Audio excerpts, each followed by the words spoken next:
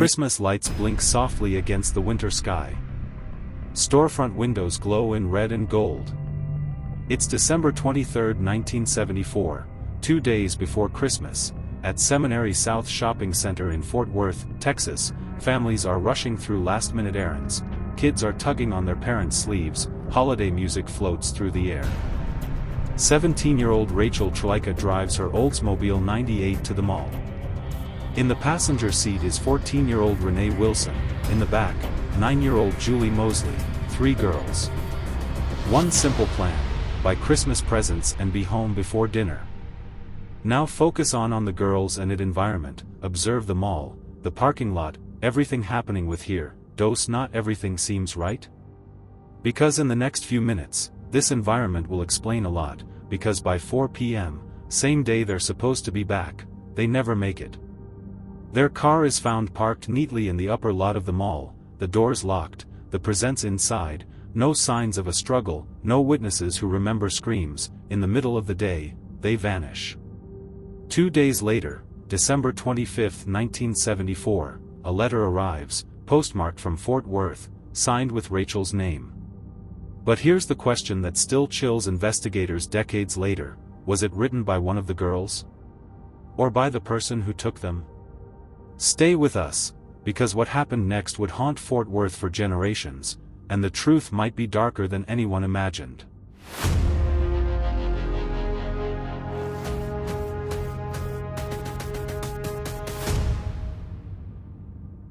Before they became a headline, before their names were printed across Texas newspapers, they were just 3 girls counting down to Christmas.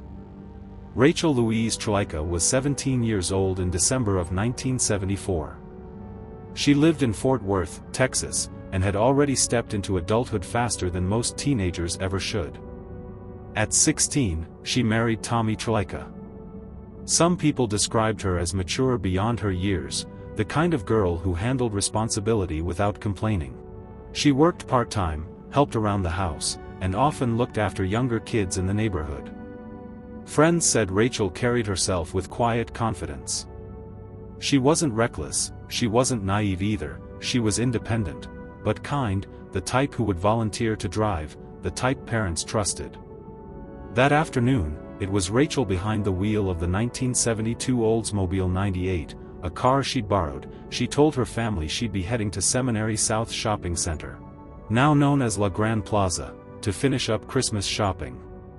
14-year-old Renee Wilson was different in temperament, but just as loved. Renee lived nearby in Fort Worth. She was shy, soft-spoken, and deeply attached to her family. Music filled her room at home, records playing while she wrote or daydreamed. She wasn't the kind of teenager who roamed far, she usually stayed close to her neighborhood. But she trusted Rachel, everyone knew that. If Renee was going anywhere, Rachel was someone her family felt safe with. That December afternoon, Renee climbed into the passenger seat, expecting a few hours at the mall, nothing more. And then there was Julie and Moseley, 9 years old, the baby of the group. Julie lived with her mother in Fort Worth and had been buzzing with excitement as Christmas approached. According to her family, she begged to go shopping that day. She wanted to buy gifts with her own money. Something small, something meaningful. She wanted to surprise the people she loved. Julie was energetic, bubbly, the kind of child who asked 100 questions and laughed easily. 2 days before Christmas, she wasn't thinking about danger, she was thinking about wrapping paper and presents and maybe catching a glimpse of Santa Claus inside the mall. Her mother would later remember how excited she was. Julie was so excited, she asked her mom if she could buy Christmas presents with her own money. Imagine being 9 years old, 2 days before Christmas. The world feels safe. The air smells like pine and cold winter wind. You believe you'll be home before dark. Rachel, Renee, and Julie weren't strangers to one another. They were connected through family and neighborhood ties. Fort Worth in 1974 wasn't the massive sprawl it is today. Communities felt tight, people recognized faces, parents trusted other parents. That's what makes this case cut so deeply. This wasn't a late-night disappearance, it wasn't a hitchhiking situation, it wasn't a runaway note left behind, It was the middle of the day, a busy shopping center, 3 girls who were supposed to be back before dinner vanished. Rachel's independence, Renee's quiet loyalty, Julie's Christmas excitement. 3 completely different personalities, brought together by something as ordinary as a holiday shopping trip. And by 4 p.m., when the sun began to dip over Fort Worth, their family started to notice something was wrong. They weren't home, they weren't answering calls, and what began as mild concern would soon turn into a nightmare that has haunted Texas for more than 5 decades. Because the hardest part isn't just how they disappeared, it's knowing exactly who they were before they did. And once you understand that, the next part of this story becomes even more chilling. To understand tragic moment, let's break down the timeline of their disappearance, for clear understanding.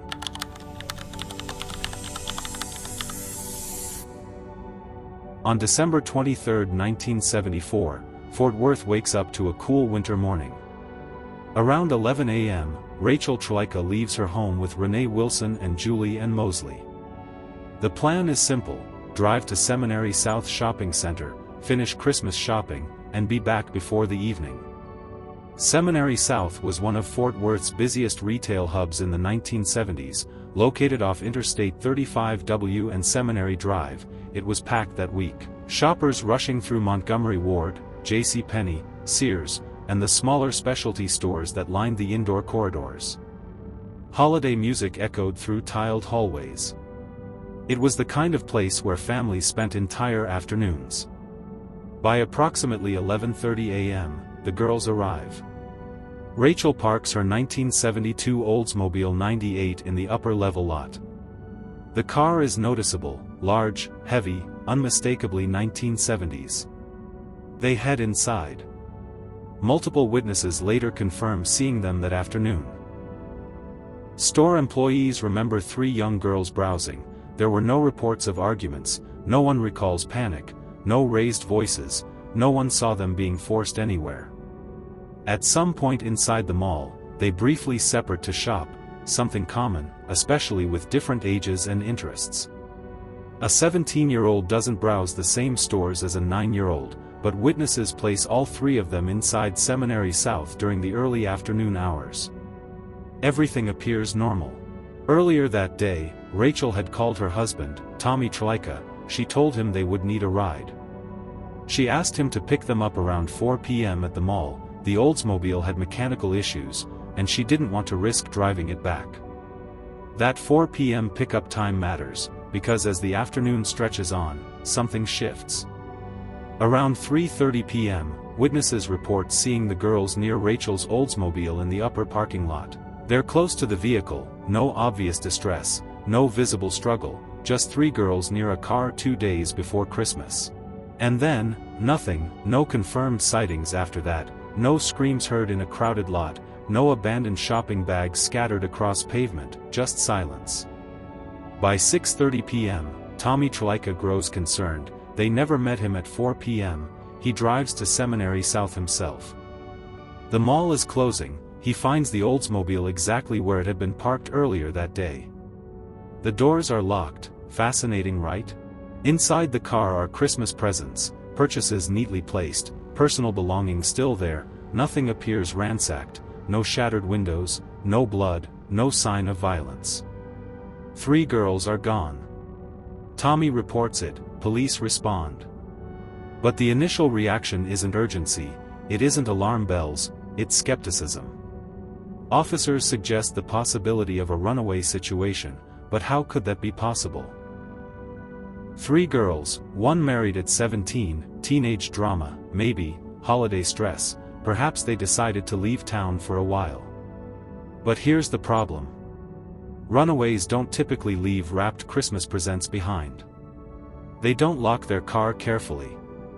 They don't vanish without telling a single close friend, and a 9-year-old child doesn't mastermind a disappearance. Still, in 1974, the runaway theory lingers, then the case takes a sharp, unsettling turn. December 26, 1974. The day after Christmas, a letter arrives at Rachel's home in Fort Worth. The envelope is addressed to Mrs. R. Trlica. It's postmarked from Fort Worth, Texas, Inside is a handwritten message. "I know I'm going to catch it, but we had to get away." The letter claims the girls are in Houston, it says they are safe, it promises they'll return in about a week. It was signed with Rachel's name. At first glance, it sounds like a runaway explanation. But the more you read it, the more it unravels. The handwriting appears unusually childish for a 17-year-old. Certain words are misspelled, errors Rachel reportedly did not normally make. At one point in the letter, the writer refers to Rachel in the third person, as if distancing herself from her own name. The tone feels off, strained, almost coached. Years later, forensic examinations suggest the letter may have been written under stress. Some investigators believed it could have been dictated. Fingerprints recovered from the letter were smudged, no usable prints pointing clearly to the girls. If this was truly a runaway note, why was it mailed from Fort Worth, not Houston? Why send it 2 days later? Why not call again? And the biggest question of all, why would 3 girls planning to get away leave Christmas presents in the car? That single detail continues to haunt this timeline, because when you line up the facts, a busy shopping center, a locked car, gifts left behind, a letter filled with inconsistencies. It doesn't feel like a voluntary escape, it feels staged, and somewhere between 3:30 p.m. and the moment that car door shut for the last time, something happened in broad daylight in Fort Worth, Texas, something no one saw, or something no one wanted to admit they saw. And the deeper investigators dug into that afternoon at Seminary South, the more complicated the story became, because the letter wasn't the only strange detail and the questions were just beginning. By the time the letter surfaced, suspicion had already begun to grow of what most likely happened to 3 girls who vanished from a packed shopping center in Fort Worth. A car left behind, Christmas presents untouched, a letter that feels wrong, and more than 50 years later, there are still no arrests. So what happened? Investigators, and the public, have wrestled with several possibilities over the decades, none confirmed, none proven, but each one raises uncomfortable questions. Theory 1, a random abduction. Seminary South Shopping Center in 1974 was crowded. The week before Christmas was its busiest time of the year, families moving in and out of Montgomery Ward, teens hanging around Sears, cars constantly entering and leaving the upper parking lot. And here's the reality of that era: security was minimal, no surveillance cameras, no digital tracking, no automatic license plate readers. If someone was watching, if a predator was scanning the lot for vulnerability, there would have been nothing to record it. Some believe the girls may have been approached near the Oldsmobile around 3:30 p.m. Maybe someone flashed a badge, maybe someone asked for directions, maybe someone created a sense of authority or urgency. It wouldn't have taken long. Broad daylight doesn't stop crime. Sometimes it hides it in plain sight. But if this was random, why these 3? Why not someone alone? Why take the risk of approaching multiple girls at once?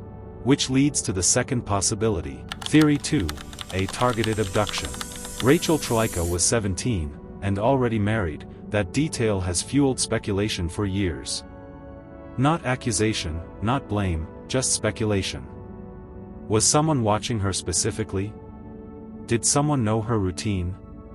Fort Worth in the 1970s was large, but social circles overlapped.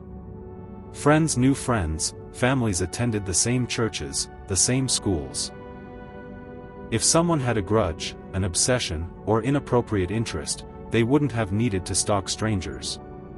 Some wonder, did someone lure them outside under false pretenses? Did someone claim there was car trouble? Did someone say Tommy had sent them? The girls were last seen near their vehicle. That suggests they left voluntarily, at least for a moment. No reports of screaming, no overturned shopping bags, no witnesses describing a struggle. Which means, if they were taken, it may have started with trust.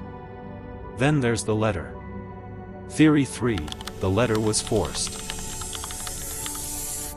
The December 26th letter remains one of the most debated pieces of evidence in Texas cold case history. Handwriting experts later noted irregularities, pressure patterns that suggested stress. Misspellings inconsistent with Rachel's known writing habits. At one point, the letter references Rachel in the third person, a subtle but chilling detail. I know I'm going to catch it. Catch what? Punishment from her parents? From her husband? Or was that language dictated? Some investigators have publicly suggested the possibility that Rachel was forced to write it. That someone stood over her shoulder, that it was mailed not as proof of safety, but as a delay tactic. And if the girls truly planned to go to Houston, as the letter claimed, why was it postmarked from Fort Worth? Houston is roughly 250 miles from Fort Worth, a 4-hour drive in 1974, yet the envelope was processed locally. Was that intentional misdirection, or evidence they never left the city at all? Then comes another layer, one that has surfaced repeatedly over the years. Theory 4, a possible serial offender. The 1970s in Texas were marked by multiple abductions and violent crimes involving young women and girls. Some independent investigators have compared this case to other unsolved disappearances from that era. Names have been floated in media discussions. Serial predators who operated along Texas highways. But law enforcement has never confirmed a direct link. No forensic evidence has tied Rachel, Renee, or Julie to any known serial offender. Still, the similarities, young females, daytime disappearances, lack of physical evidence, continue to spark debate. And then there's the part that frustrates families the most. Police missteps. In the crucial early hours, the case was not treated as an abduction, it was treated as a runaway. That assumption meant delays. The mall was not immediately sealed as a crime scene, cars continued to come and go. Potential witnesses left without being thoroughly interviewed. In 1974, there was no Amber Alert system. No immediate statewide broadcast, no rapid response protocol for missing children. Those first 24 to 48 hours, often the most critical in disappearance cases, slipped by, and that fuels debate to this day. If the parking lot had been locked down immediately, if the case had been treated as a kidnapping from hour one, would the outcome have been different? Or was the damage already done by 3:30 p.m.? The truth is, every theory leaves gaps. Random, but no clear suspect; targeted, but no confirmed motive; forced letter, but no definitive proof; serial link, but no forensic match, and that's why this case refuses to fade. Because in Fort Worth, Texas, 3 girls vanished from a crowded mall in the middle of the day. No CCTV, no bodies, no arrests. Just questions. And after more than 5 decades, the loudest one remains: what really happened between that upper parking lot and the moment the world lost sight of Rachel Trlica, Renee Wilson, and Julie and Moseley? Decades have passed since December 23, 1974, yet the disappearance of Rachel Trlica, Renee Wilson, and Julie and Moseley remains one of the most haunting cold cases in Texas history. Over the years, the FBI became involved, reviewing the case files, re-interviewing witnesses, and examining evidence preserved from that day. Multiple individuals came forward with confessions, each one later proven false, only deepening the frustration for the families and investigators. Rachel's husband, Tommy Trlica, never recovered from the loss. He passed away years later, leaving behind questions that no one could answer. The mothers of Renee and Julie spent the rest of their lives searching for truth, tirelessly pleading with law enforcement and media to keep the case in the public eye. Both women eventually passed away, still hoping that one day, the mystery of that cold December afternoon would be solved. Today, the case is a permanent scar on Fort Worth's history. Investigators have preserved evidence meticulously, knowing that advances in DNA technology and forensic science may one day finally provide answers. The Oldsmobile 98, the letters, the witness statements, all remain part of a record that refuses to fade. 3 girls vanished in broad daylight. Their families never saw them again. And every holiday season since, the shadow of that day lingers. 3 families never had another Christmas the same again. It's a reminder that some mysteries resist closure, and some tragedies leave marks that time cannot heal. Somewhere, someone knows what happened in that upper parking lot at Seminary South Shopping Center. And for nearly 50 years, they've stayed silent.